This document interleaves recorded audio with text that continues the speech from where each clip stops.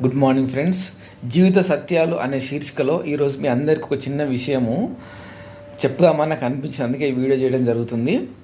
మన జీవితంలో మనకు మంచి ఇన్స్పిరేషన్ ఉండేది ఏంటి అంటే ఖాళీ జేబు అండ్ ఆకలి.